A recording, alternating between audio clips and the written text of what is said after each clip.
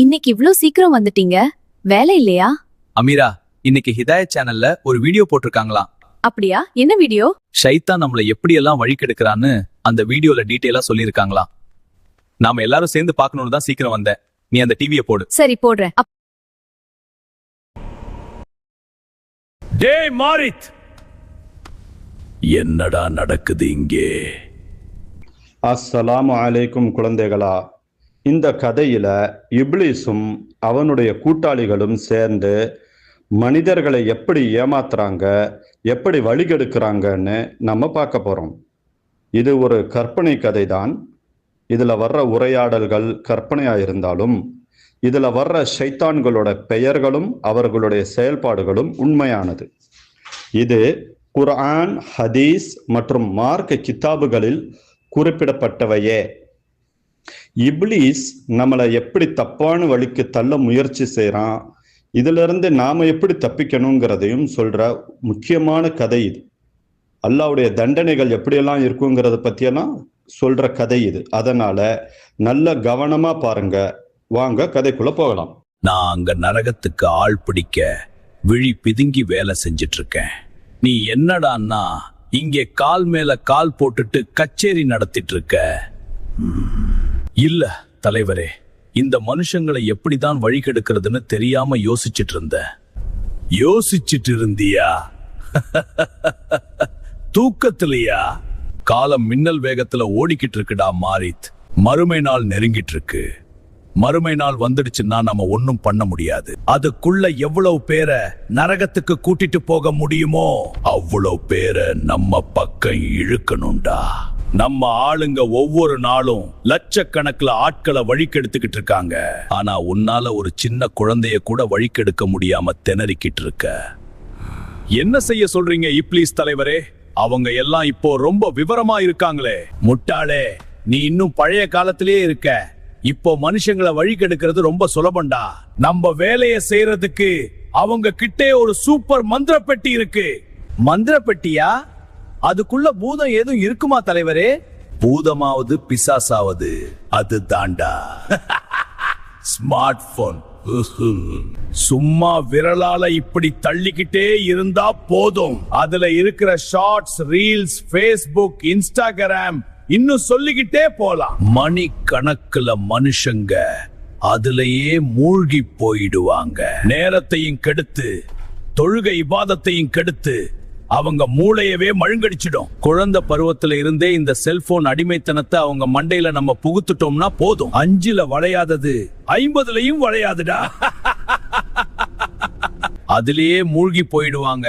அவங்களால அந்த பழக்கத்தை மாத்தவே முடியாம போயிடும். அந்த ஸ்மார்ட் போனை ஒரு தடவை அவங்க கையில நம்ம எடுக்க வச்சுட்டா போதும். போன் அவங்க நேரத்தை திருடுது, நேரம் அவங்க இப்பாதத்தை திருடுது. இப்பாதத்துகள் எல்லாம் அவங்களுக்கு கசக்க ஆரம்பிச்சிடும். இதுதான் நம்ம வெற்றியின் ரகசியம். அல்லாவுக்கு கொடுக்க வேண்டிய நேரத்தை ஸ்மார்ட் போனுக்கு கொடுத்தா அப்புறம் நரகம்தான் அவங்க வீடு. இப்பவே இந்த ஸ்மார்ட் போன் எல்லா வீட்டுக்கும் போயிடுச்சு. சின்ன பிள்ளைங்கள இருந்து தாத்தா வரைக்கும் இத தள்ளாத ஆளுங்களே இல்ல. வீடியோஸ தள்ளிட்டு இருக்கோம்னு அவங்க நினைக்கிறாங்க. ஆனா நாம அவங்கள நரகத்துக்கு தள்ளிக்கிட்டு இருக்கோம்னு பாவம் அவங்களுக்கு புரியல.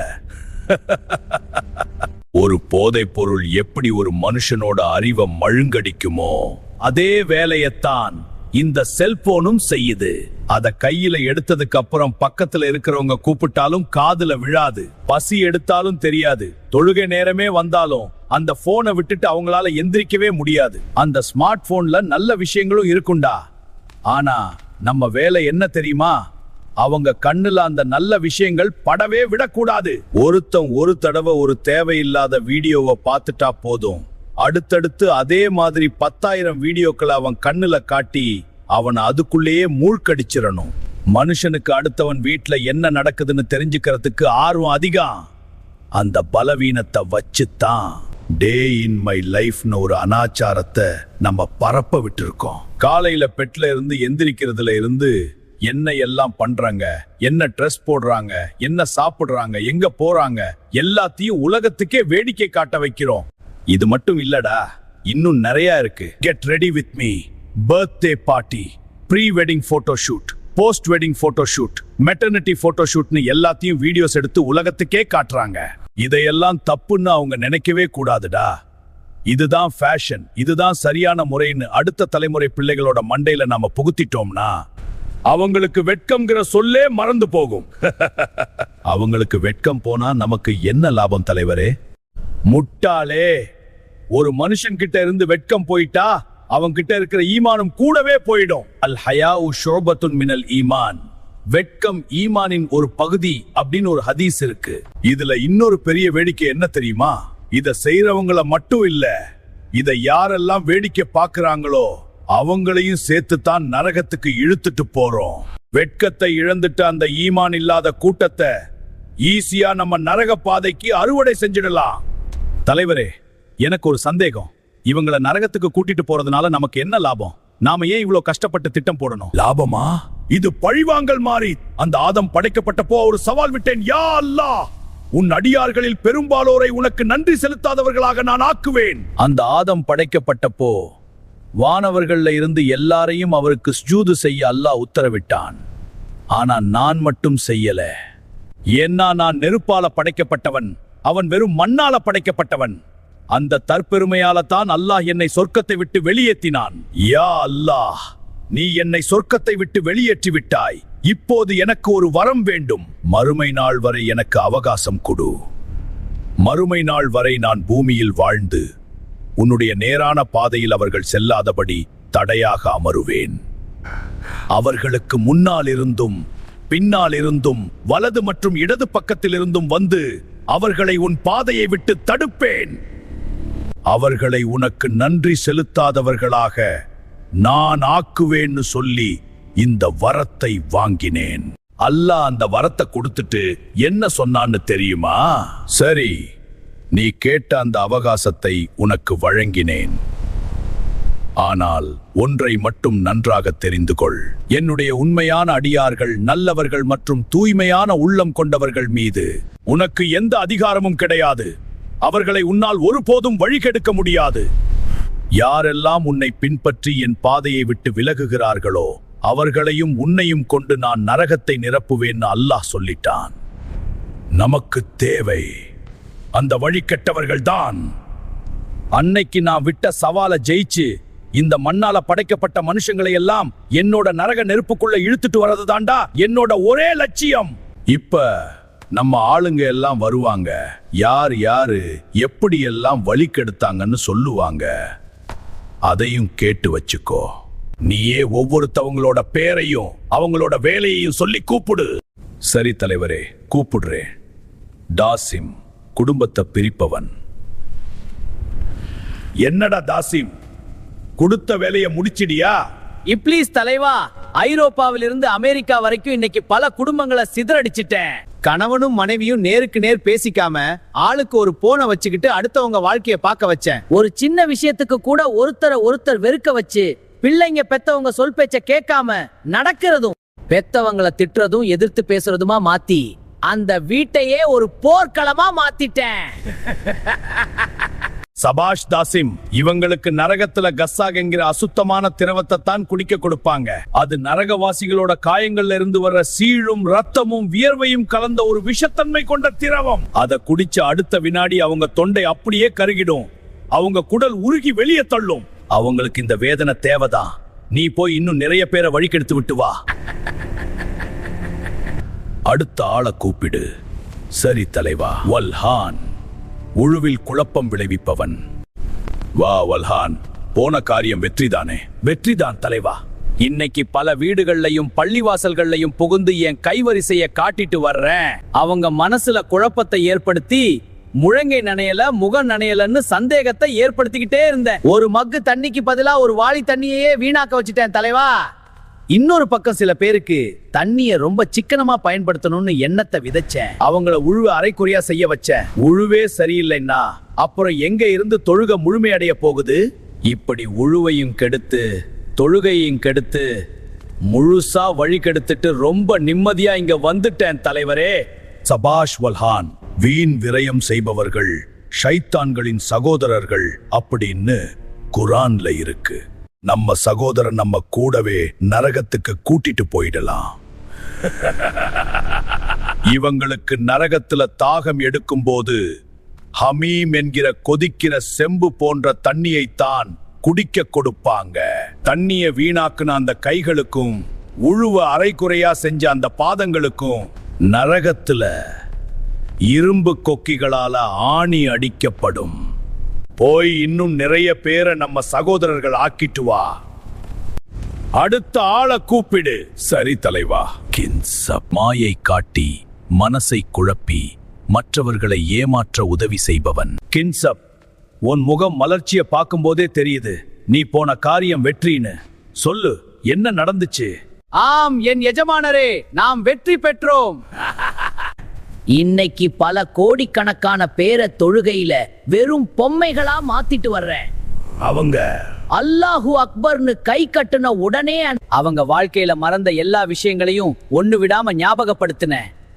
அவங்க போன்ல ஒரு நோட்டிபிகேஷன் வந்ததும் அவங்க மனசுல ஒரு தவிப்பை உண்டாக்கிட்டேன். யார் மெசேஜ் பண்ணிருப்பாங்க, யாரு கால் பண்ணிருப்பாங்க, ஒருவேளை முக்கியமான விஷயமா இருக்குமோ அப்படின்னு அவங்க எண்ணம் முழுக்க தொழுகையை விட்டுட்டு வெளியே அலைப்பாய வச்சேன். கடைசியில அவங்க தொழுகைங்கிறது வெறும் குனிஞ்சு நிமிர்ற உடற்பயிற்சியா மாத்திட்டு நிம்மதியா வந்துட்டேன் தலைவரே. சபாஷ் கின்சப். இவங்களுக்கு நரகத்துல வயல் என்கிற நரக பள்ளத்தாக்கு காத்துக்கிட்டு இருக்கு. அந்த பள்ளத்தாக்கோட வெப்பம் எப்படிப்பட்டது தெரியுமா? நரகமே அதோட வெப்பத்தை தாங்க முடியாமா ஒரு நாளைக்கு 400 தடவை பாதுகாப்பு தேடும். இவங்க தொழுகையை அலட்சியமா தொழுத அந்த பாவத்துக்காக அவங்க முதுகெலும்ப நரக நெருப்புல பழுக்க காய்ச்சி வளைப்பாங்க. உன் பணியை தொடர்ந்து செய்ப்போ. அடுத்த ஆளை கூப்பிடு. சரி தலைவா. அபியத், தற்பெருமை கொள்ள வைப்பவன். இப்ளீஸ் தலைவா, நீ வாழ்க, உன் புகழ் வாழ்க. டேய் அபியத், உன் வேலையை எங்கிட்டயே காட்டுறியா? சொல்லு, என்ன எல்லாம் செஞ்சுட்டு வந்த? தலைவரே, மனுஷங்க கிட்ட நான் தான் பெரிய அறிவாளி, நான் தான் பெரிய பணக்காரன். நான் செய்யற மாதிரி யாரும் தொழுக மாட்டாங்க, நோன்பு வைக்க மாட்டாங்க, தர்மம் செய்ய மாட்டாங்கன்னு இப்படியெல்லாம் பல எண்ணத்தை மனசுல விதைச்சேன். நானே எல்லாங்கிற ஆணவத்தை அவங்க தலையில ஏத்திட்டு சந்தோஷமா வந்துட்டேன் தலைவரே. சபாஷ் அபியத். இந்த தற்பெருமை இருக்கே, இதுதான்டா நம்ம பரம்பரை ஆயுதம். இந்த மாதிரி தற்பெருமை பிடிச்சவங்க மறுமையில எறும்பு உருவத்துல எழுப்பப்பட்டு எல்லாராலையும் மிதிப்படுவாங்க. இது எனக்கு பத்தாது, இன்னும் நிறைய ஆட்களை தற்பெருமை உள்ளவங்களை மாத்தணும். ஓ, அந்த வேலையை செய். அடுத்த ஆளை கூப்பிடு. சரி தலைவா. மிஸ்வத், பொய்களையும் வதந்திகளையும் பரப்புபவன். வாடா மிஸ்வத், உன்னாலதான் இந்த உலகமே அமோகமா இருக்கு. சொல்லு, இன்னைக்கு என்னென்ன பொய்களை பரப்பி என்ன எல்லாம் செஞ்ச? தலைவரே, இன்னைக்கு ஒரு பெரிய பொய்ய பிரேக்கிங் நியூஸ் மாதிரி சமூக வலைத்தளங்கள்ல கிளப்பி விட்டேன். அந்த ஒரு பொய் தீயா பரவி பல நாடுகளோட அமைதியை குலைச்சிடுச்சு. உண்மை என்னன்னு தெரியாமலேயே லட்சக்கணக்கான மக்கள் அதை ஃபார்வர்ட் பண்ண வச்சேன். அது மட்டும் இல்லாம உயிர் நண்பர்களுக்குள்ள புகுந்து ஒருத்தர் பத்தி இன்னொருத்தர் கிட்ட இல்லாத பொய்களை சொல்லி மனசுக்குள்ள தப்பான எண்ணங்களை விதைச்சு அவங்கள பிரிச்சு அவங்க நட்பை சுக்குநூறாக்கிட்டு வந்துட்டேன் தலைவரே. சபாஷ் மிஸ்வத். பொய்ய பரப்பிக்கிட்டே திரியிற நாக்கு மறுமை நாள்ல நெருப்பால சுடப்படும். பொய் பேசுறவங்க முகம் கருகி எல்லாருக்கும் முன்னாடி கேவலப்படுவாங்க. உன் வேலையை நீ ரொம்ப நல்லா செஞ்சுக்கிட்டு இருக்க. ஓ, தொடர்ந்து இந்த வேலையை செய். அடுத்த ஆளை கூப்பிடு. சரி தலைவா. சலன்பூர், வியாபார மோசடி செய்பவன். வா சலன்பூர், இன்னைக்கு என்ன சாதிச்சிட்டு வந்த? சாதனைகள் எல்லாம் பல இருக்கு தலைவா. அதுல ஒரு 2-3 சொல்றேன் கேளுங்க. இன்னைக்கு வியாபாரிகள் மனசுல புகுந்து பழைய பொருளை புதுசு மாதிரி காட்டி மோசடி செய்ய வச்சேன். இது ஒரிஜினல் தான் அவங்கள சொல்ல வச்சு வாடிக்கையாளர்களை நம்ப வச்சேன். அது மட்டும் இல்லாம பொருட்களோட எடையை குறைச்சு தில்லு முள்ளு பண்ண வச்சேன். அத்தியாவசிய பொருட்களை பதுக்கி வச்சு செயற்கையான தட்டுப்பாட்டை உருவாக்கி பயங்கரமான விலையேற்றம் செய்ய வச்சு மக்களை கஷ்டப்பட வச்சுட்டு வந்துட்டேன் தலைவா. சபாஷ் சலன்பூர்.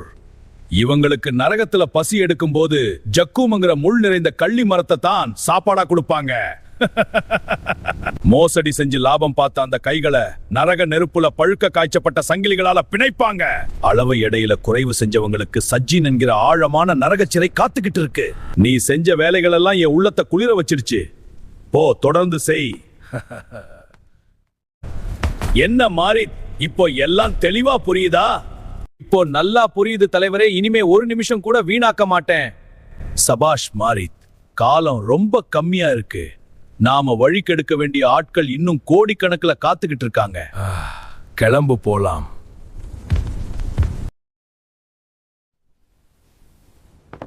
அப்பா, அந்த வீடியோல சொன்னது எல்லாமே உண்மையாப்பா? ஆமா அமீன், இது உண்மைதான். ஷைத்தான் நம்ம கிட்ட நேரடியா வந்து பாவம் செய்யன்னு சொல்ல மாட்டான். மறைமுகமா சின்ன சின்ன விஷயங்கள் மூலமா நம்ம நேரத்தையும் ஈமானையும் திருடும். அப்போ நாம இப்லீஸோட சூழ்ச்சில இருந்து எப்படி தப்பிக்கிறது? அல்லாஹ் நமக்கு இதுல இருந்து தப்பிக்க வழிகளை சொல்லி தந்திருக்கான். காலையில நீ கண்முழிச்ச உடனே மறக்காம ஆயத்துல் குர்சி ஓதிடு. அப்படி நீ ஓதிட்டா அந்த நிமிஷமே அல்லாஹ் ஒரு மலக்க உனக்கு பாதுகாப்பா அனுப்பிடுவான். அந்த இப்லீஸ் உன் பக்கத்துல கூட நெருங்க முடியாம ஒரு பெரிய நெருப்பு சுவர் உன்னை சுத்தி உருவாகிடும். நமக்கு ஏதாவது தப்பான எண்ணம் வரும்போதோ இல்ல போன் எடுக்கும் போதோ உடனே அல்லாஹ் கிட்ட பாதுகாப்பு தேடி அஊது பில்லாஹி மினஷ் ஷைத்தானிர் ரஜீம் னு சொல்லணும். நீ இத சொன்ன அடுத்த வினாடியே காதுல ஓதிட்டு இருந்த அந்த மாரி சைத்தான் காதுல ஈயத்தை காய்ச்சி ஊத்துன மாதிரி அலறி அடிச்சிட்டு ஓடிடுவான். அமீன், நீ ஒரு விஷயத்த செய்ய ஆரம்பிக்கிறதுக்கு முன்னாடி, உதாரணத்துக்கு சாப்பிடும் போதும் வீட்டுக்குள்ள நுழையும் போதும் போன் ஆன் பண்ணும் போது கூட பிஸ்மில்லான்னு சொல்லு. அப்போ அந்த தாசிம் ஷைத்தான் ஐயோ எனக்கு இங்க இடமும் இல்ல சாப்பாடும் இல்லன்னு சொல்லிட்டு தலையில அடிச்சுக்கிட்டு ஓடுவான். நீ வுழு செய்யும்போது வல்ஹான் ஷைத்தான் உன்னோட மனசுல சந்தேகம் போடாம இருக்க பிஸ்மில்லா சொல்லி சுன்னத்தான முறைப்படி உறுப்புகளை தேய்த்து கழுவு. உழு செஞ்சு முடிச்சதும் அஷ்ஹது அல்லா இலாஹ இல்லல்லாஹ் வஹ்தஹு லா ஷரீக லஹ் வ அஷ்ஹது அன்ன முஹம்மதன் அப்துஹு வ ரசூலுஹ். இந்த தௌஹீத் கலிமாவை நீ சொன்னதும் வல்ஹான் ஷைத்தான் அங்கிருந்து ஓடியே போயிடுவான். பாங்கு சத்தம் கேட்ட உடனே போனை ஓரமா வச்சிரணும். அந்த நேரத்துல வர நோட்டிபிகேஷனை கவனிக்க கூடாது. தொழுகையில அல்லாஹ்வை மட்டும் நினைச்சு ஈடுபாடோட தொழுகணும். அப்போ உன் தொழுகையை திருட வந்த அந்த கின்சப் இவன் என் வலையில விழமாட்டேங்கிறானேன்னு கவலையில தரையில விழுந்து புரளுவான். உன் தொழுகை உனக்கு ஒரு பெரிய பாதுகாப்பு கவசமா மாறிடும். அமீன், உனக்கு எப்போவாவது நான் தான் எல்லா விஷயத்திலயும் பெஸ்ட், எனக்கு எல்லாம் தெரியும் அப்படின்னு தற்பெருமை வருதோ, அப்போ நீ இதை ஓது. லா ஹவுல வலா குவத இல்லா பில்லாஹ். அதாவது அல்லாஹ்வோட உதவி இல்லாம எனக்கு எந்த சக்தியும் இல்லைன்னு நீ பணிவோட சொல்லும் போது அந்த அப்யத் ஷைத்தான் அங்கிருந்து அடையாளமே இல்லாம காணாம போயிடுவான். அமீன், உன்கிட்ட யாராவது ஒரு விஷயத்த சொன்னா அது உண்மையானு தெரியாம அதை யார்கிட்டயும் சொல்லாத. சுப்ஹான் அல்லான்னு சொல்லி மௌனமா இரு. உன் நாவால பொய் வராம இருக்க. அல்லாஹும்ம இன்னி அஊது பிக மின் ஷர்ரி சம்இ வ மின் ஷர்ரி பஸரி வ மின் ஷர்ரி லிசானி. அதாவது யா அல்லாஹ், என் காதின் தீங்கிலிருந்தும் என் கண்ணின் தீங்கிலிருந்தும் என் நாவின் தீங்கிலிருந்தும் உன்னிடம் பாதுகாப்பு தேடுகிறேன் அப்படின்னு சொன்னா அது அந்த மிஸ்வத் ஷைத்தானோட தந்திரத்தை உடைச்சிரும். அமீன், நீ யாரையும் ஏமாத்தக்கூடாது, பொய் சொல்லக்கூடாது. உன்கிட்ட என்ன பொருள் இருக்கோ அதோட உண்மை நிலையை சொல்லிதான் மத்தவங்களுக்கு கொடுக்கணும். அடுத்தவங்களை ஏமாத்தணும்னு சலன்பூர் உன் மனசுல எண்ணத்தை விதைச்சா அப்ப நீ இத ஓது. ஹஸ்பி அல்லாஹ் வ நிஅமல் வக்கீல். அல்லாவே எனக்கு போதுமானவன், அவனே சிறந்த பாதுகாவலன். நீ யாரையும் ஏமாத்தக்கூடாதுன்னு உறுதியா இருந்து அந்த துவாவை ஓதுனா அந்த சலன்பூர் ஷைத்தான் அங்கிருந்து தலை தெறிக்க ஓடிடுவான். அல்ஹம்துலில்லாஹ், இந்த சைத்தான்கள் கிட்ட இருந்து தப்பிக்கிறதுக்கு இவ்ளோ துவாக்கள் இருக்கா? இனிமே நான் ரொம்ப கவனமா இருப்பேன். என் போனை நான் நரகத்துக்கு போற வழியா மாத்திக்க மாட்டேன். போன் பார்த்தாலும் அதுல யூஸ்ஃபுல்லான விஷயத்தை தான் பார்ப்பேன். அல்லாஹ்வுக்காக என் நேரத்தை சரியா பயன்படுத்துவேன் இன்ஷா அல்லாஹ். ஈமானோடு வளரும் அழுகிலும் சிரிப்பிலும் நீயே அல்லாவின் தரும் பெரிய வரம்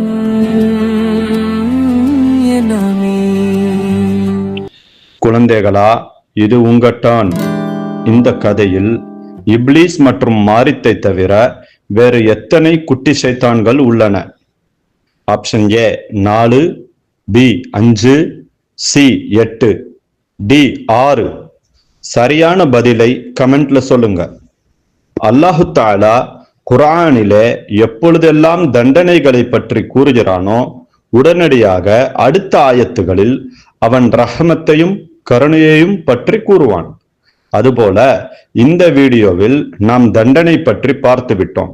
அதனால் அடுத்த வீடியோவில் அல்லாஹுவின் கருணையை பற்றி பார்ப்போம் இன்ஷா அல்லாஹ். இந்த கதை உங்களுக்கு பிடிச்சிருந்தா லைக் பண்ணி கமெண்ட் பண்ணி ஷேர் பண்ணுங்க. அஸ்ஸலாமு அலைக்கும்.